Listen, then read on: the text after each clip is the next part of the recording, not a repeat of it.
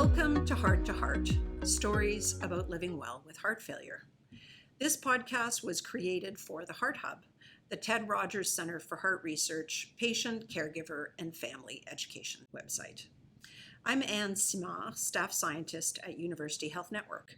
I'm also the daughter of a parent living with heart failure. In our first episode, you heard from Kyle, where he talked about his early experiences being born with a heart condition, which shifted in 2017 when he was diagnosed with heart failure at 30. Welcome back, Kyle. Hi, Anne. For those who weren't able to listen into the first time, or maybe perhaps just to kind of get us into where you were in your own journey, let's think about our last conversation. You were born with a heart murmur, but for the most part, there were few impacts in your early years. Then at 13, symptoms got a little complicated and started to affect your activities. Then you were diagnosed with hypertrophic cardiomyopathy, which you managed very well for 15 or so years. When we left off our last conversation, you were about to get married in 2017. You were 30 and you received another heart diagnosis. Yes, I was diagnosed with heart failure, and the next few years were filled with a multitude of doctor's appointments, new pills, exercise, just me, my family, my doctors trying to do everything we could to keep my heart as healthy as possible. A big turning point for me was when I started having atrial fibrillation, which generally came at the worst of times. I definitely had a number of episodes, but 3 come to mind as not great. The first was right after a trip to Las Vegas, so had just taken vacation time, got back to work, and ended up in the hospital for a few days. And it was also one of the first times, so that was pretty overwhelming. The second was the night before we were hosting a family holiday dinner in our home for the first time, so that was also stressful in terms of, I think that time I actually ended up taking an ambulance. So it was getting in an ambulance, getting to the hospital. I believe they shocked me, which was also really an intense first time experience. And then it was, how quickly can I get home to make sure I'm there for the family dinner? And the third time that really stands out was the night before my brother-in-law's wedding. I actually got a lift down to the hospital so I can come to Toronto General where they already knew me. I don't believe I needed to get shocked, but I needed to get discharged as quickly as possible because I wanted to get home, sleep for 2 hours, and get to the wedding without him noticing because I didn't want to take away from the family's day. So got home, took the cat nap, and very quickly spent the day and night at the wedding venue, very tired, but didn't want to take away from anyone's happiness. So each episode led to its own hospital visit, some by car, some by ambulance, some for a few hours, and some for a few days. But that was a lot and was the beginning of further changes for me where I really just started to feel weak, tired, less myself. This is towards the end of 2019. So I got in touch with my doctor and came in to do a stress test on the bike for everything to be measured, and was told that based on the results from that test that my ejection fraction was low, and the results indicated that it was time for me to do a workup and hopefully be listed for a heart transplant. I'm just trying to imagine what that must have felt like for you, kind of how you processed that even possibility. I don't even know if I really did process it. The amount of tests that you have to go through for the workup, it just felt like, okay, how do I schedule the tests, make sure I have them as soon as possible, get through doing the test, figure out how to do that, get to work, all with the goal of making sure all the tests went the right direction so I could get listed. So I'm sure I was scared. I mean, I know I was scared and it was a lot to digest, but I really just felt like I was all over the place trying to just figure out how to make it all work and how to live with some sense of normalcy in terms of you get up, you go to work, you come home, at least for 5 days in a row, and just really trying to think through how to balance everything, less so thinking through what was not so far down the road, to be honest. Yeah, and I think it sounds like good at sort of like keeping in front of you what needs to happen to get to where you need to go. But it also sounds like you were carrying a lot of heavy burden.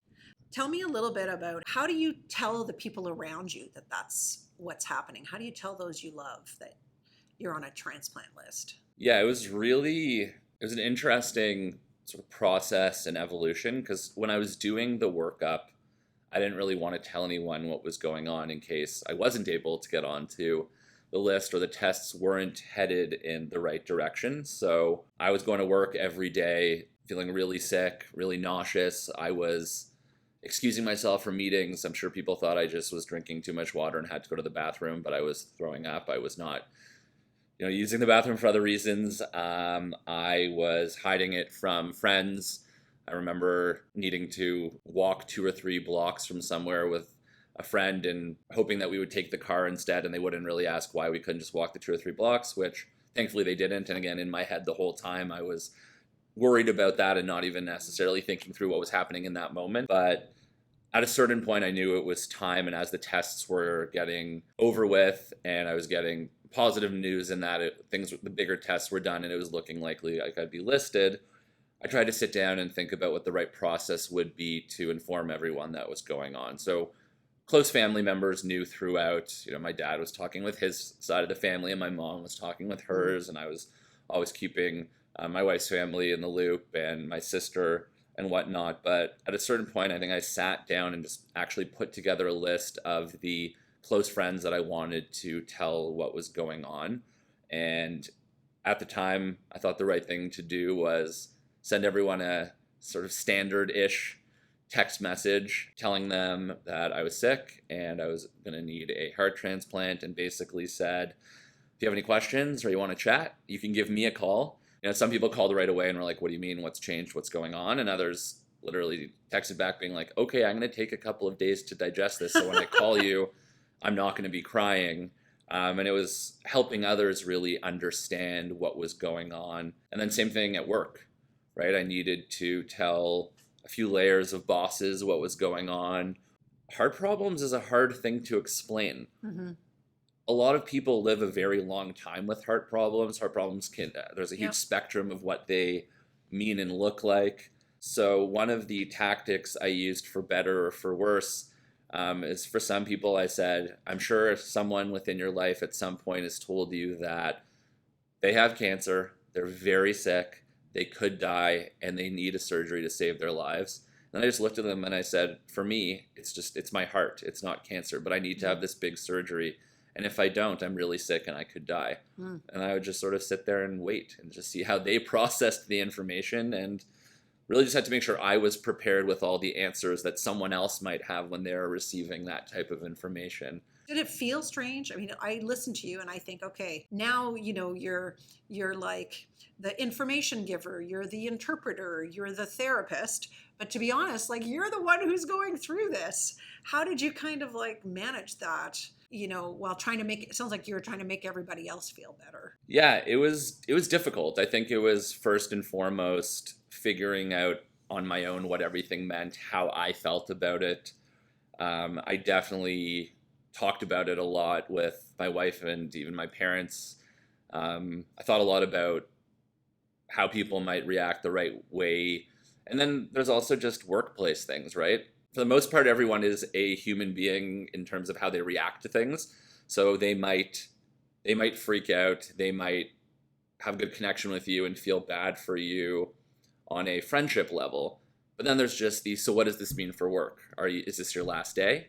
Are you here until you get called in for the transplant?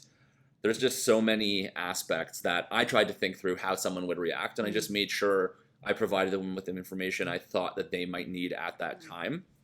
And to be honest, I think that's something that is important to learn to do throughout the process, because it doesn't really end. I mean, flash forward so many years later, and every time I go home from an appointment now, any family member who knows I've gone, any friends who knows I've gone, and they know, the key dates and key milestones, they want to know, how did the test go? What did the doctor say? What does this mean?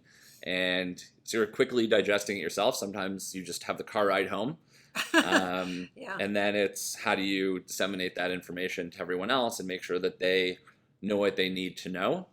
Sometimes there's editing information when it's necessary too. But yeah, I think it was the first time I really had to think about things that way, but definitely not the last.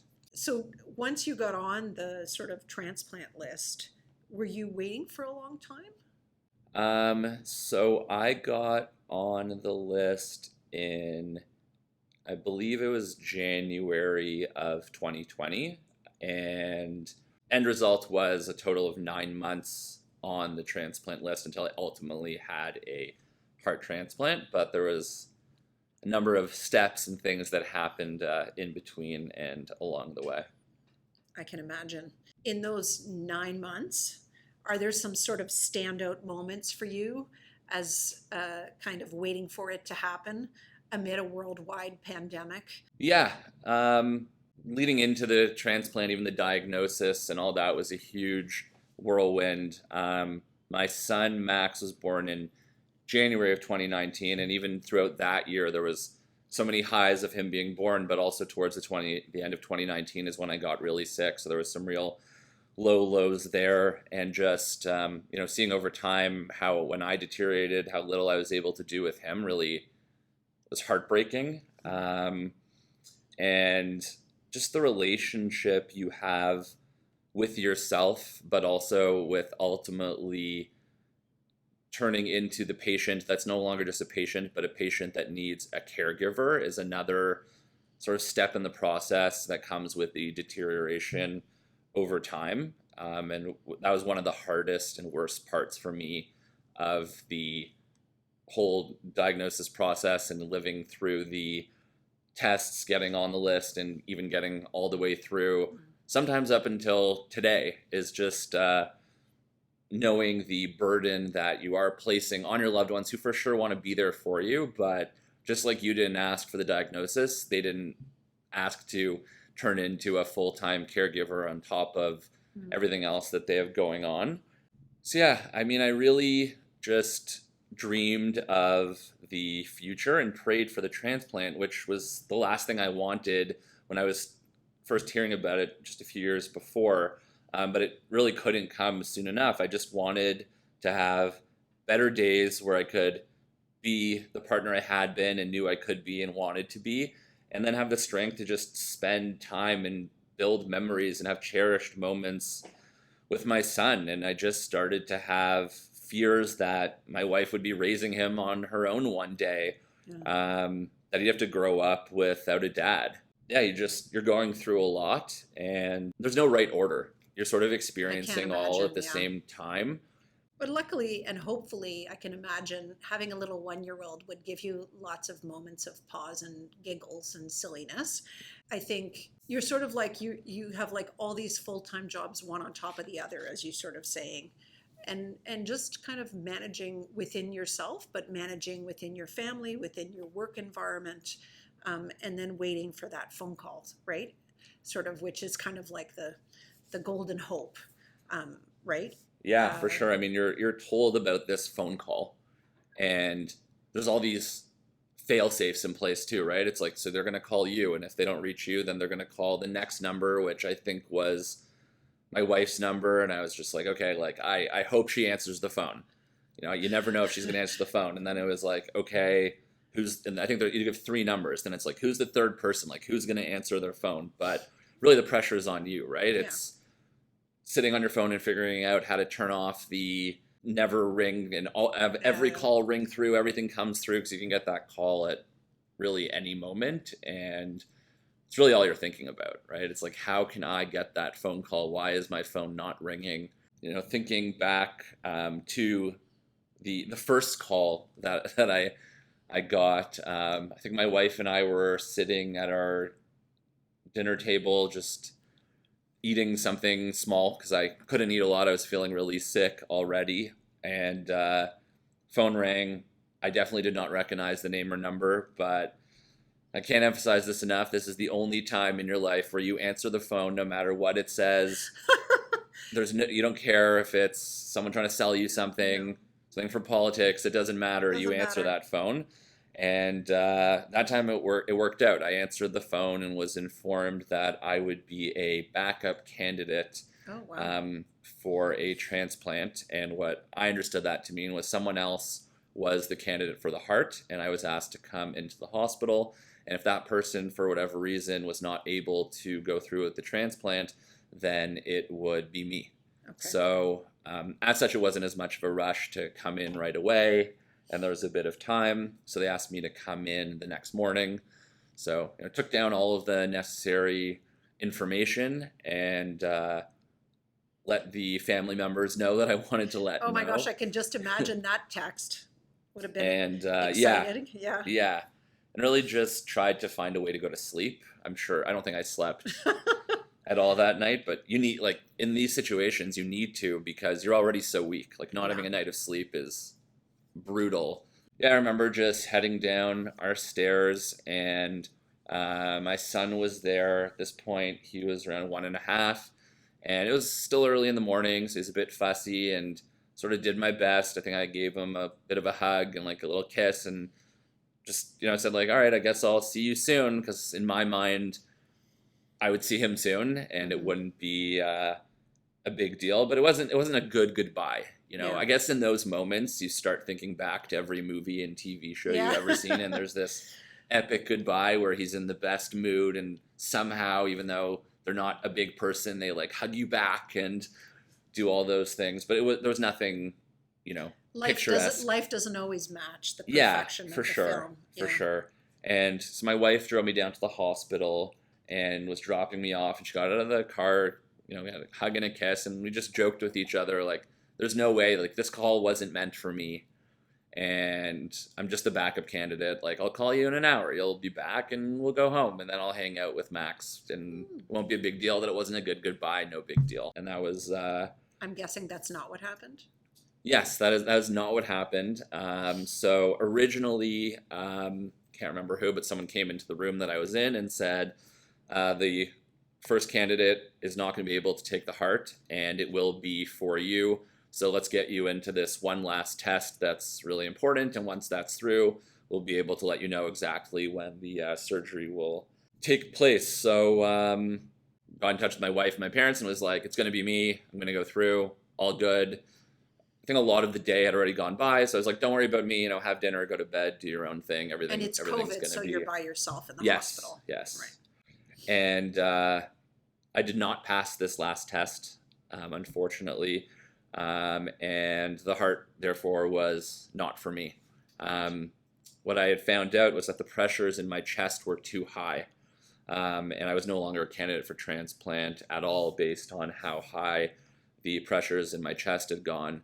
And this was really surprising. It was within less than 4 weeks that I'd previously done a test to recheck my pressures, because they had previously been done before COVID started, and given how many months had gone by, we wanted to double check, and everything seemed fine. So this was a huge shock. And at the same time as being told I wasn't a candidate for the transplant, they basically said, we're going to do one other test. The best case scenario right now is that you're eligible for an LVAD. And the first thing that comes into my head is me wearing like a, backpack type jetpack, Ghostbusters type thing. And then sort of you're listening, but what glosses over, and they're like, but if not, then we'll have to start discussing end of life planning and palliative care, because you're really, really sick. And Kyle, that's one of those moments where you're taking it in yourself and what that actually means. But then again, it's COVID, I'm alone in the hospital, and I've now at a point where I need to pick up my phone and call my wife and then call my parents and tell them the information that I just received, which was a complete 180 from the good news, the heart is for you. So that was a brutal phone call. I think the first thought is, okay, like, what else can we do? I went in for that one other test, and it turned out I was eligible for an LVAD. So the number one thing I was never going to get and didn't want your jetpack. Yeah, was becoming my savior, and something I was actually, okay, like, this is it. This is something to, as weird as it sounds, be excited about. There's something that we can do here to make this all work. Everyone was kind of jumping into action. Yeah, no, for sure. I had to spend the week in the hospital between being told I was going to have the LVAD surgery, and actually the surgery taking place, because of how sick I was, they wanted me being monitored 24/7. And throughout that, I was seen by doctors and nurses I'd previously seen before, other hospital staff, and it was confusing to me because every time someone would be talking to me, I would just see like their eyes like glass over and then have tears in their eyes, and I was just like, I don't understand, like, what's going on? And they would just say like, you don't look like you. You look sick. And then just to see, for me to see how other people were reacting to me being sick, then it was really clear how much I had deteriorated and how sick I truly was. I mean, hearing I couldn't go home also was like, oh wow, this is big. This is why I need an LVAD. I for sure need it. Like there's no other option. This is it. And I guess as you face that, it's a big one and I really am sick, an LVAD, which is a left ventricular assist device, became a more attractive option. Can you talk a little bit about how you started to kind of live with that and what it was like? Yeah, it's a scary sort of endeavor. I think leading up to it, I still went with the out of sight, out of mind. I watched a lot of shows on my tablet to sort of keep busy and not really think about it. Stopped looking at pictures on Google and all of that. It's a really intense process. I mean, there's something that is coming out of your body. The mechanism inside is literally helping your blood flow and keeping you alive. And it's sort of your job, because it's your body and you're attached to this machine, to keep this machine working, to keep yourself alive. You almost feel more in charge of yourself than you ever have. It's a really weird experience. You're basically either plugged into a wall to keep the mechanisms going, or you're plugged into batteries. If you had on either side of you with some sort of backpack, or they also make LVAD shirts where you can hold the batteries. That's where the jetpack picture sort of comes in. But I carried it in a bag around my shoulder, sort of like a purse. That would be the best way to describe it. That's where I'd hold the batteries. Did you get stronger once you had the LVAD? It's really hard to say. I was so weak in general and so sick, but I think going through the trauma of the LVAD surgery left my body so much weaker. Okay. So, waking up from the surgery, I could barely walk. Right. I was offered a walker. I could barely walk with the walker. Getting to the bathroom in a hospital room, which is not very far away because they're not that big, seemed like an impossible task. You'd have to mentally work up to it. It's like, okay, I'm just going to go there. Mm-hmm. When I get back to the bed, I can just lie down again. It was really just a difficult time. It was a really difficult recovery. And on top of it, I was sort of doing it myself. Because you were alone in the hospital. Yeah, I was alone in the hospital, and even the nurses on the floor at the time, I think everyone was just trying to be in everyone's room the least amount as possible. Was it very long that you were in that kind of feeling of solitary confinement, or were you able to get strong enough to go home? Because you lived with an LVAD for several months, did you not? Yeah, so I think I was in the hospital for a couple of weeks or so. At a certain point, I was well enough that I was able to take a walker at least around the floor a few times. But even that, not only did you have to mentally work your way up to doing it, but it's COVID, so you got to get a mask on. You got to feel comfortable that you're going to walk around the floor, do all of that. But I got to a point where I was strong enough, and I did go home.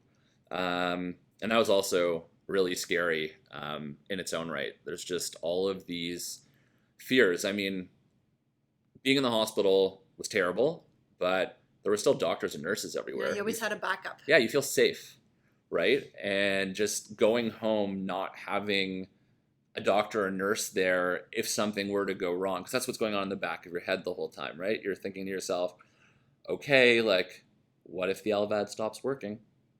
What am I going to do?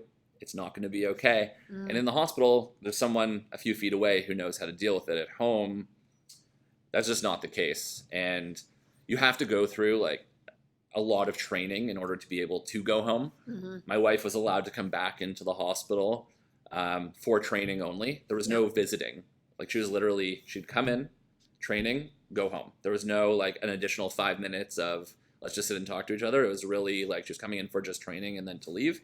You do go through all this training, but you go home and then things happen that didn't happen in the hospital. You practice in the hospital with a physiotherapist going up a flight of stairs. I think you have to do it like successfully once.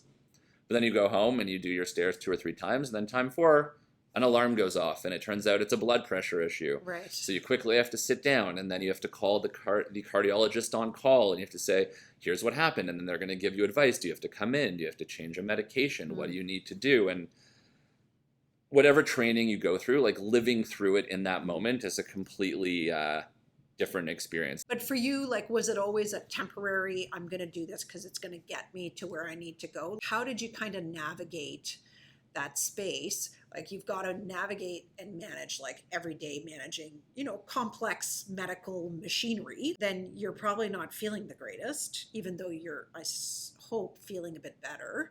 And then you still kind of have your eyes on the prize, which is the transplant. Yeah, 100%. That never changed for me. Like, I guess the idea of never having an LVAD was not an option, but living with an LVAD for me was not a final spot. It was always a bridge to transplant, and that's how I thought about it, and that's probably what got me through. I got to have the transplant, and I got to get to a point where I'm just well enough to be the dad, not the guy with an alarm. And you did. I did, yes. You did. You are more than the guy with the alarm. So you got the LVAD in June, Yes. and then you were on it for a couple of months. And then do you remember the moment where you got the news that perhaps again you weren't going to be the backup guy, but the front of the line transplant? Yes. It's a day I'll always remember, and I think it was just the fight to get there. Right? I just for those 3 months, which is I think that's the minimum that you have to have an LVAD before you can even be eligible to get back onto the transplant list, is 3 months. I just like fought every day within the realm of what was reasonable in terms of being able to do. I saw a physiotherapist just to help my chest after the first surgery, to build up strength, to get walking as quickly as I could and as strong as I could without a walker. And just make sure that I was in a position to live life. So after those 3 months, part of living life, I think we had just come back from a park with my son. I think we'd left to someone's birthday party, so COVID had to be outside. I think there was an ice cream truck, and I was the guy who had to be like, oh, can I just get a popsicle? Is that okay? I don't know how I'll do with ice cream, but we got home. I think I was in the car or just gotten home, and I got a call, and they said, "This is the call. This is it. You are the candidate. You need to just come in now." Wow. So in true Kyle form, I went home and I took a shower and said a proper goodbye to my son that time, but. Also, the goodbye was, again, nothing epic, but it was just because I just felt this calm. Like, I just knew, like, it wasn't goodbye, it was, I'll see you soon. That's awesome. I just, I had this complete calmness, drove down with my wife. She was allowed to come in at this point in time. It was September of 2020, and I guess at that point, maybe you were allowed to bring one person with you prior to a serious surgery or whatever the rules were. But, we're waiting in a room together. I had to go and do that test one more time to make sure that I could get the transplant. I passed. I think I probably cried at that moment because there's still the fear, even though imagine. I think I'd had that same test now. It would have been within less than a week before, because that was the test that you need to do again to get back onto the transplant list. But you never knew. But I was completely calm to the point where someone came into the room and started moving the bed, and I was just like, where are we going? And they're like, well, we're taking you for the transplant. And I was like, oh, I didn't even say goodbye to my wife. Can I have a moment? And this was one of those out of the TV show moments, because now we're in a hallway where there's tons of doctors and nurses, and it's just like, okay, I guess I'll say bye to you now in front of all of these people. But again, I was so calm that it just didn't feel like a goodbye. Like, it was just, everything's going to be okay. I just knew that, like, for myself, I had done literally everything I could to prepare myself for that day and the surgery. And I just felt lucky to be at that point so quickly, so close to the 3 months. I mean, it could have been another 3 months, could have been another year.